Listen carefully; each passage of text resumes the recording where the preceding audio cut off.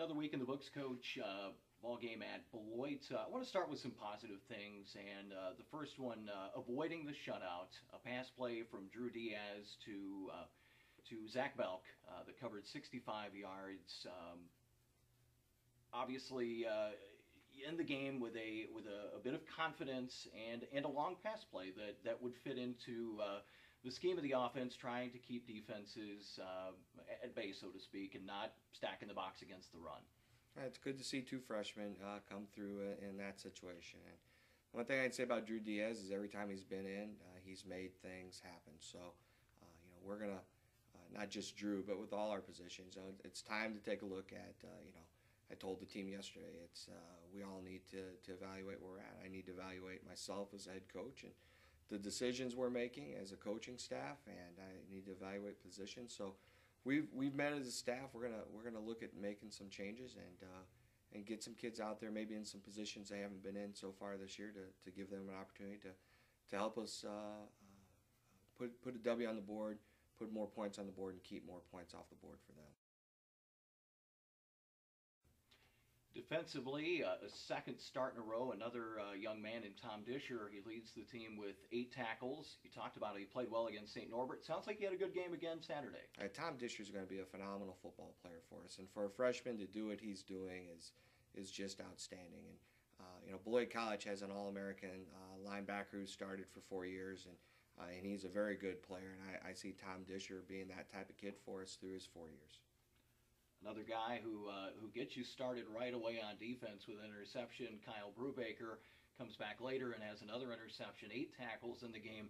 Another guy who really stepped up. Yeah, Kyle's certainly feeling more and more comfortable, and as a sophomore and now 2-year starter for us, he really controls the secondary for us and puts us in the best position possible. So we expect a lot from Kyle, and we certainly have gotten that from him the last couple of games. And able to get to the quarterback in this game. A couple of sacks for Elliott Madison and Tony Sickley. Also 6 tackles for Sickley, 5 for Elliott Madison. So something that hadn't showed up earlier in the season defensively. Now you're starting to get to the quarterback a little bit. Well, we've now run this defense for a little more than a month and a half, and I think they're starting to understand it and see what they need to do. So I've told Tony Sickley on a number of occasions that he's one of the best linebackers that I've ever been around, and when he really puts his mind to it and gets in the right spot, he's very, very good.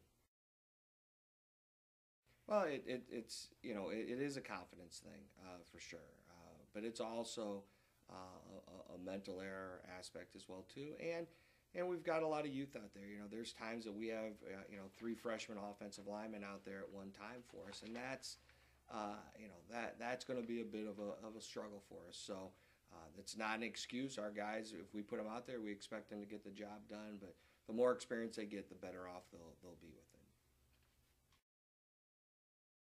it. Well, they run the double slot option, so we know what that's like. We've run the offense for 4 years here previously, so we've got a pretty good understanding of it. But they get their big pass plays because they're establishing the run.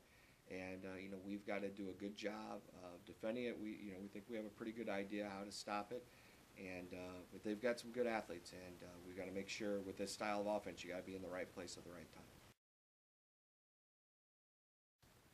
Back home this week, you've got Ripon, an outstanding opportunity to make some noise, if you will, and it's got to be nice to take on the best, at least this part of the season. Sure, it's weird. We're only 4 games into the season, but we're 60% of our travel done. Right. So it's nice to be home over the next couple of weeks, and it's always good to challenge the best teams in the league and to have Ripon come down to our place, and we'll see if our guys respond or not. And I know that they will, because this is a team that doesn't quit, and they look forward to every challenge that they have.